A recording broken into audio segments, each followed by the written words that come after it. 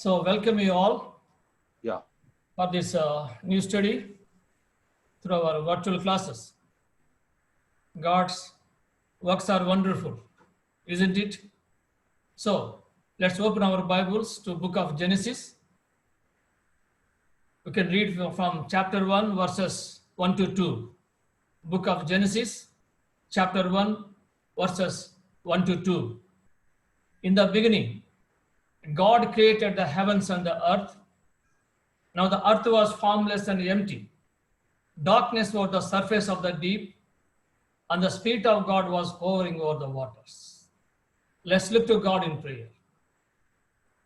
Father, we thank you for one more year in your presence to study your word. Lord, it is our privilege of living, learning from your word. Open our eyes that we might understand it and apply its truth to our hearts by the work of your Holy Spirit. We ask this in the magnificent name of our Lord and Savior, Jesus Christ. Amen.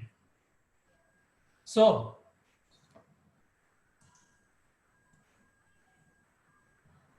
dear friends,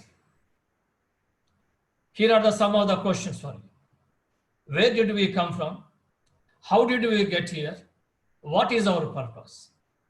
Since the beginning of time, mankind has asked these questions. The book of Genesis gives and tells the answer. And the book of beginnings, the Genesis, tells us the story of our beginnings and the world beginnings. It tells the story of the beginning of all life. It tells about the beginning of civilization. It tells about the beginnings of sin, evil, and death. But most significantly of all, it tells about the beginning of the gospel of Jesus Christ. The roots of redemption are planted deep in Genesis. And our members, who would understand God's great plan for the ages, must spend this year much time exploring the contents of this book. So, we start a new Bible study, a 30-week study, exploring Genesis chapter by chapter and verse by verses. So here is our outline: the beginning of creation, the beginning of sin, and the beginning of redemption. The beginning of creation, the beginning of sin, and the beginning of redemption. So let's start with the beginning of creation. Friends, in fact, Genesis means creation or beginning. Genesis is the first of the 5 books of the section. And these books are the foundation for all that God has revealed it to us. Penta, which means 5, Tukos means scroll, Pentateuch. And Moses is the author of the first 5 books of the Bible. Yeah. Today, the brief walk through the 5 books of the Bible will show where Genesis fits into and the flow of our Master's plan. It will also underscore the unity and sense of completeness that marks these 5 books, indicating a single author. Christ himself claimed that Moses wrote about him. First book, the Genesis. Genesis is the first book of the Bible, takes its title from the first word of the first sentence of the Bible, the beginning, the foundation of the entire Bible. Genesis is no ordinary book or a piece of literature. It is the very word of God and the true account of what actually happened in the beginning.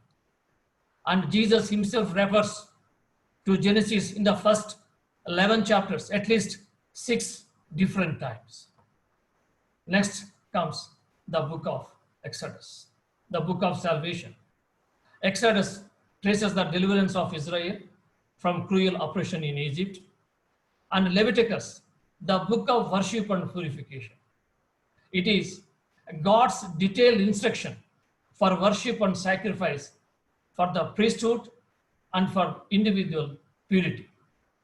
And Numbers, the Israelites left Egypt with strong resolve, but their faith faltered.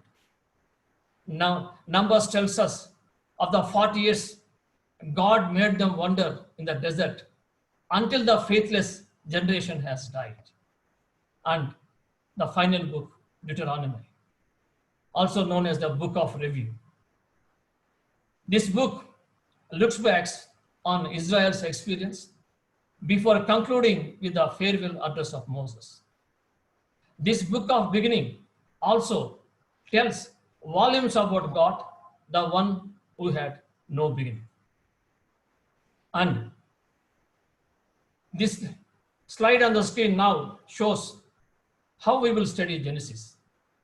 We will divide Genesis into two parts, which are the 4 events that are creation, the fall, the flood, and the Tower of the Babel, and 4 men, Abraham, Isaac, Jacob, and Joseph.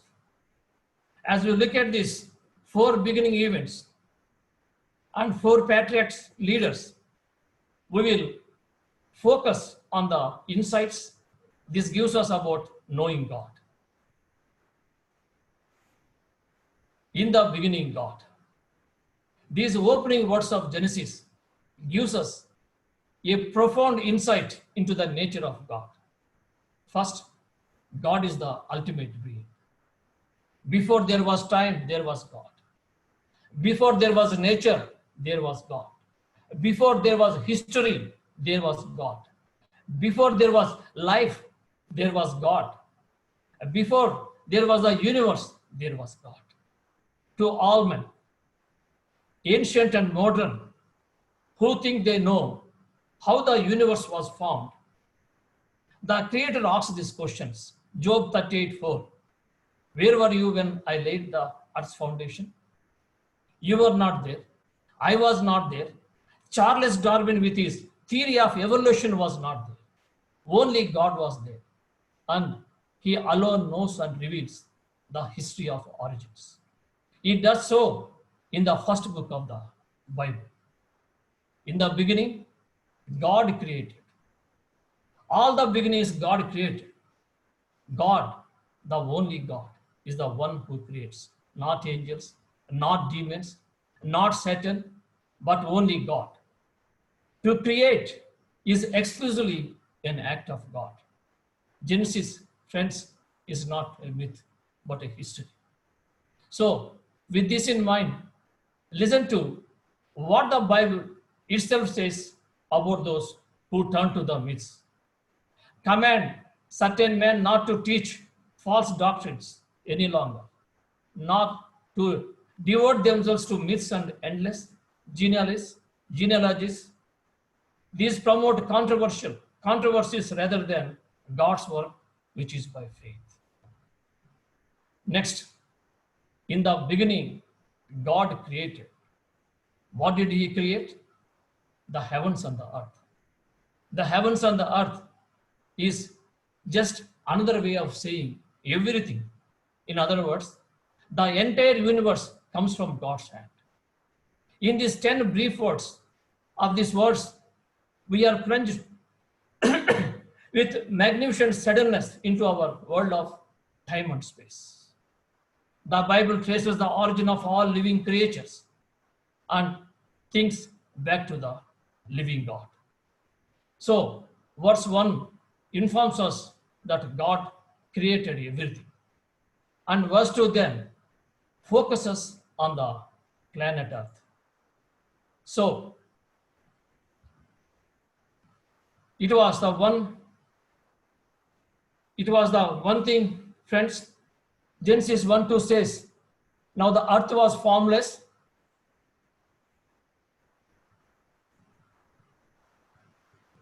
Now the earth was formless and empty. Darkness was over the surface of the deep, and the Spirit of God was hovering over the waters. Friends, if I was in the writing of Genesis, I think my verse 2 would focus on heavens, the abode of God. Or perhaps I would focus on something bigger and more impressive than Earth, like Jupiter, Saturn, Sun, or one of the galaxies. Genesis, however, focuses immediately upon the Earth. Why? Because when it comes to creation, the Bible is geocentric and man centered. Don't forget the question, where did we come from? How did we get there? And what is the purpose? So, of course, the focus is on the earth and not on the other part of the creation. So, according to the Bible, this God, who is a personal God, different from the idols of man, he said, let us make man according to our likeness. The New Testament makes it clear that God the Son took an active role in the creative process. So how did God create? God created by his word. He literally speaks, and he literally spoke the land and the seas, the animals and the plants, sun and the stars into existence. He made all things out of nothing. The creative process took place over 6 creative days and involved 2 phases of the forming the things and the filling of the earth. This was followed by a day of rest. Then what about man? The crown of creation was man. Adam was different from the rest of the creation in that he was made in God's image. This distinguishes him from the animals because he was made in God's image, and man has a tremendous value. As a person, Adam and Eve were able to relate to God, a privilege different from the rest of creation. Friend, just think about what that tells us about the power, wisdom, and the glory of God, and how right it is for us to worship him. So here is our first principle. God is the center of all creation, and he alone is to be worshipped. God is the center of all creation, and he alone to be worshipped.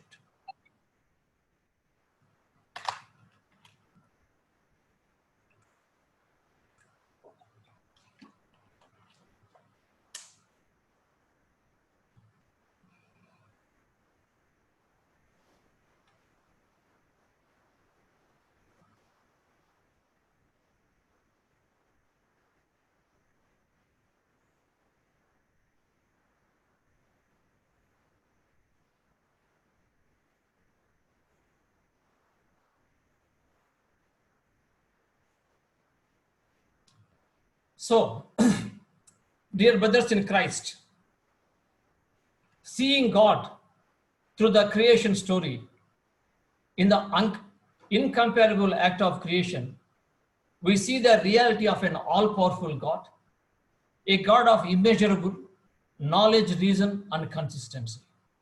And seeing ourselves through the creation story in the amazing grandeur of the heavens, we see a reflection of how wonderfully we ourselves are made.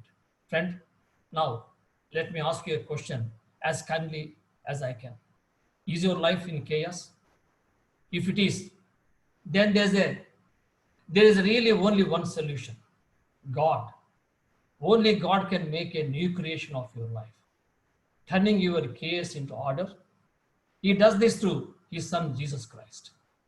It is he who came to the earth, adding to the perfect humanity, to his undiminished deity, to live a perfect life, to expose man's sin, to provide the payment for our sins by dying on the cross of Calvary. So, friend, you can become a new creation by trusting him. Now let's move to our second division, the beginning of sin. Imagine what life must have been like in Eden. Adam and Eve were living in perfect harmony with the animals. They had a meaningful work. God came regularly to talk with them. We are told, and the Lord God commanded the man, you are free to eat from any tree in the garden, but you must not eat from the tree of the knowledge of good and evil. For when you eat from it, you will certainly die. Friends, love demands a choice. The love of the creatures toward the Creator was to be expressed in obedience. Love without choice is meaningless. So the opportunity was placed squarely before our first parents, Adam and Eve, in the tree of knowledge of good and evil. Besides, God clearly warned Adam the consequences. Suddenly, unexpected trouble came into the Garden of Paradise. The serpent, a creature, Satan's God's arch enemy, spoke to the serpent to deceive Eve. Now the serpent was more cunning than any of the wild animals that Lord has made. Approached Eve to tempt her into disobeying God's command. So, in conversation with her, did God really say you must not eat from the any tree in the garden? You will not certainly die. And for God knows what you are from, it your eyes will be opened, and you will be like God, knowing good and evil. In his conversation with her, he asked her a question he already knows the answer to. Secondly, he bluntly denied the God's word. And third, he accused God of having an unworthy motive. And finally, he presented Eve with a deceptive half-truth. In that brief moment, Eve chose to satisfy herself. Then Eve offered the fruit to Adam and he ate. The terrible deed was done. In this single act, the entire human race fell. So, the immediate and the most devastating results of Adam and Eve's choice was the entrance of sin into their world. When sin came in overwhelming reality of guilt. So, our first parents expressed their guilt in three ways. They scrambled to cover their nakedness, and they vainly tried to hide from God. They blamed the other person for their wrong. Judgment. God is righteous, and he keeps his word, so he had to bring judgment. He did so in the following ways. Women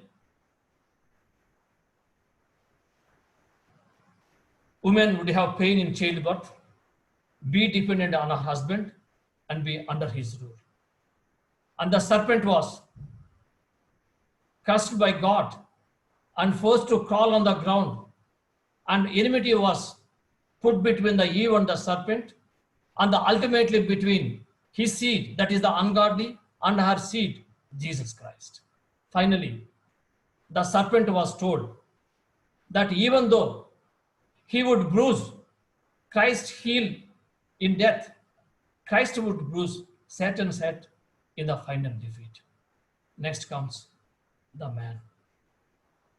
To work long and hard, to provide for his physical needs after a lifetime of toil and hardship, he would die, and his body would return to dust.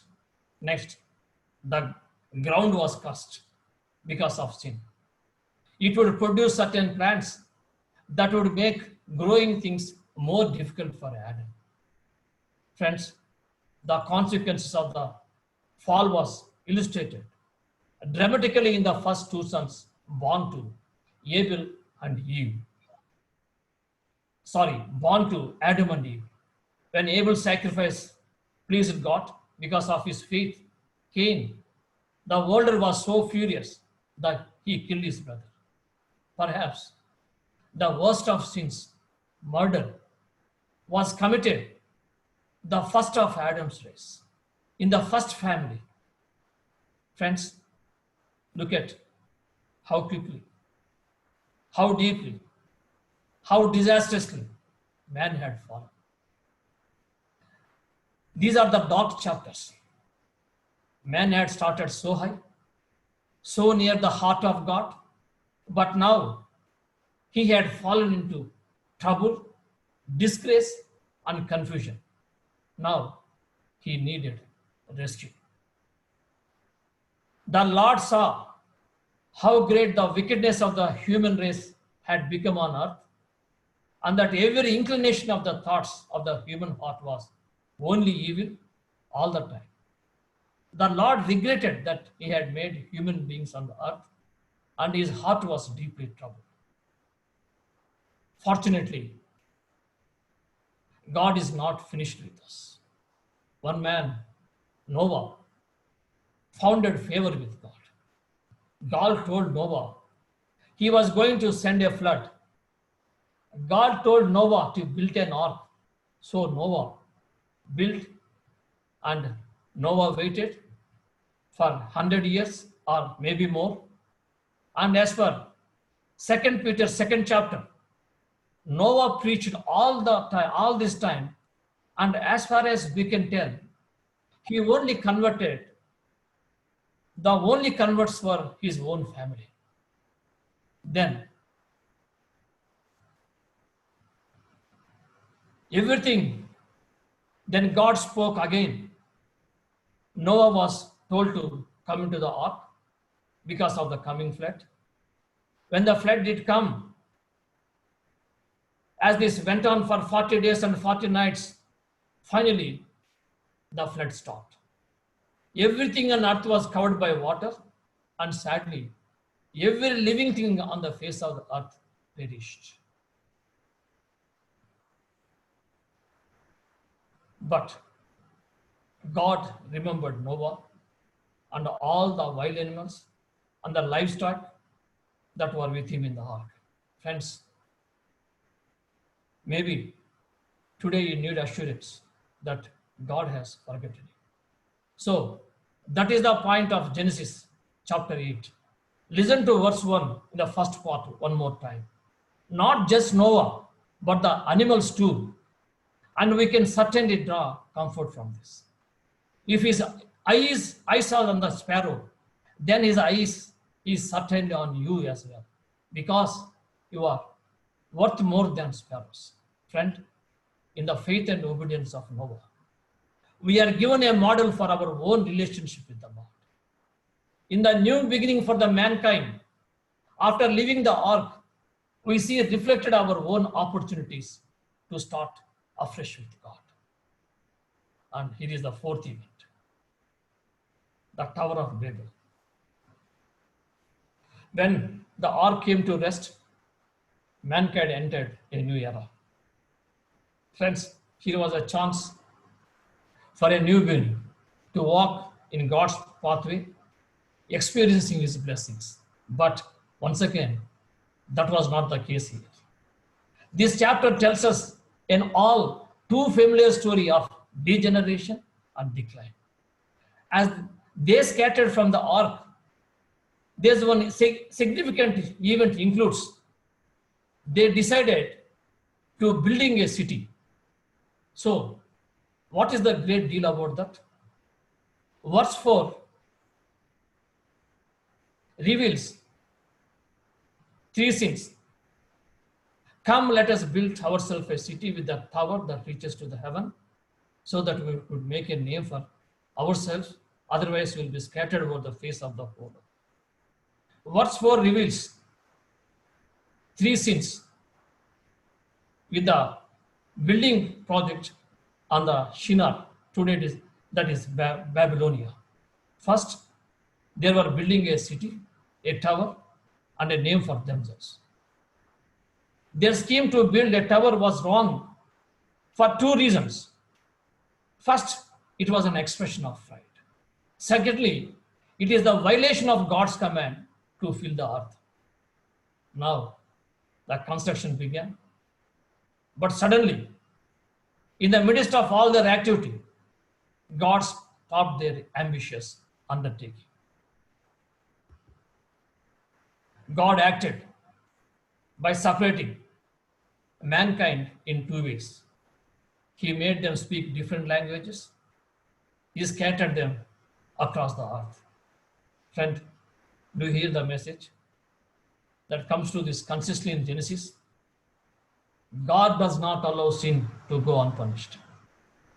When man fell into sin in the garden, God removed man from the garden. When man's wickedness increased greatly on the earth, God sent the flood. When man banded together in an unholy alliance called Babel, God sent a confusion of languages. God responds to human sin. God punishes and thwarts and condemns human sin. Friends, but there is also another message that comes through us consistently in the book of Genesis. In the garden, God announced a coming Savior, a seed of the woman who could crush Satan. That promise would come in the form of the Divine One, our Savior and Lord Jesus Christ. So, this brings us to our second principle today. Sin frustrates but does not thwart the purpose of God. Sin frustrates but does not thwart the purpose of God.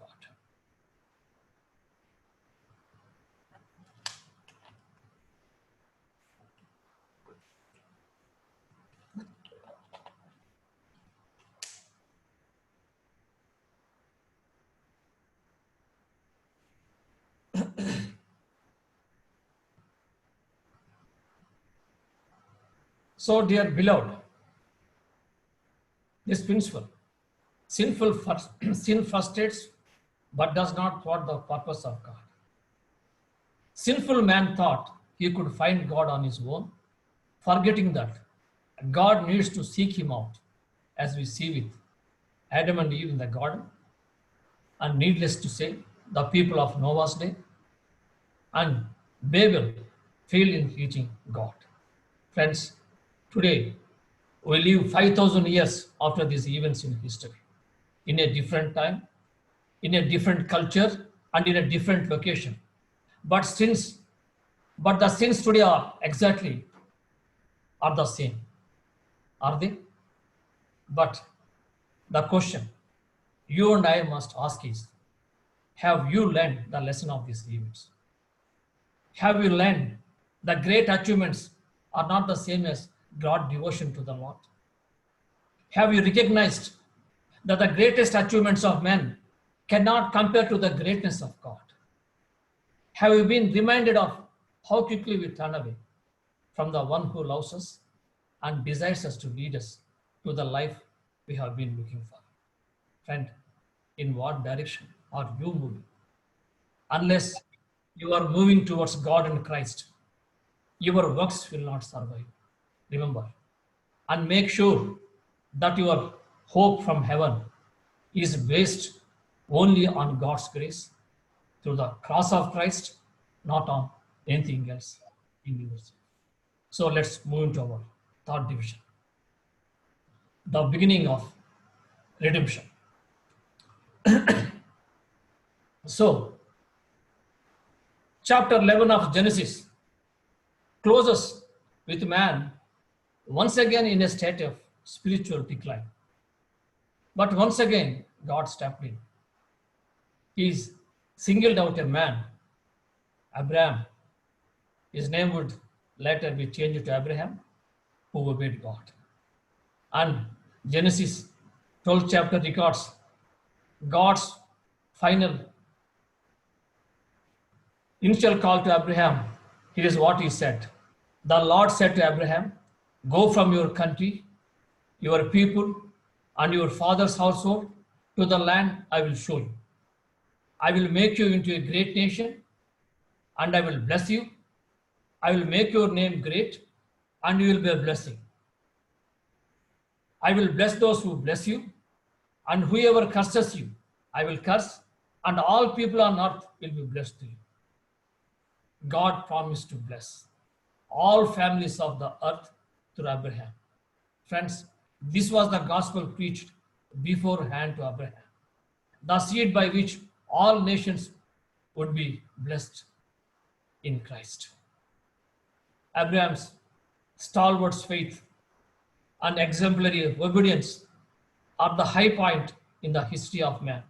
Then came Isaac, and twice he confirmed with Isaac the covenant he has made with his father Abraham. Thus, Isaac was an important spiritual link in the chain of redemption through the promise of Messiah. And in affirming the Abrahamic covenant with the Jacob at Bethel, we see God's interest in a man on the run and his ongoing promise. In blessing Jacob, after he wrestled with the angel, we see a God who rewards those who persistently seek him. And in the concluding chapters of Genesis, the focus of attention is on Joseph and the missing son of Jacob. Now, Joseph had developed a deep faith in the God of Abraham, Isaac, and Jacob. He was determined to stay true to him. And it soon became clear that God was in control of the events of his life. In Joseph's steadfast faith in God, we see how we should react when things go wrong. In Joseph's forgiveness of his brothers, we see a pattern to follow when people wrong us. Friends, we should not be surprised to discover that the book of beginnings contains, among the other first, the initial revelation of what God wanted us to know about Jesus. The prophecy of Christ in Genesis begins at the fall and become more and more specific.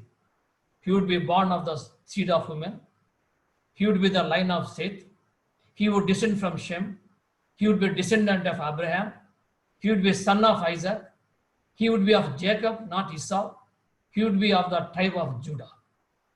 The prophecies of Christ in Genesis and the study of the lineage of Jesus Christ in the New Testament shows that these prophecies were literally fulfilled.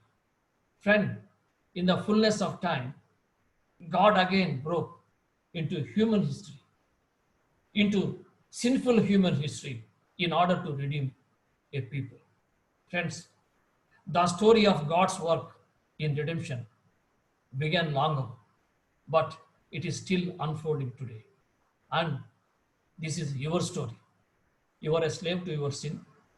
And because of his great love for you, God determined that he would not allow you to remain in slavery. And he sent his son Jesus to live for you and to die for you. Jesus chose to die in your place, to secure your redemption and bring you into his family. In spite of man's greatest efforts, God's purpose prevailed. My friend, men of every age has learned that God's will cannot be resisted. You may be destroyed, but God's will cannot be diverted from his purposes. The grace of God does not allow man to do what he wants in and with the world. So here is our final principle. God's plan is never thwarted, and sin does not have the final say. God's plan is never thwarted, and sin does not have the final say.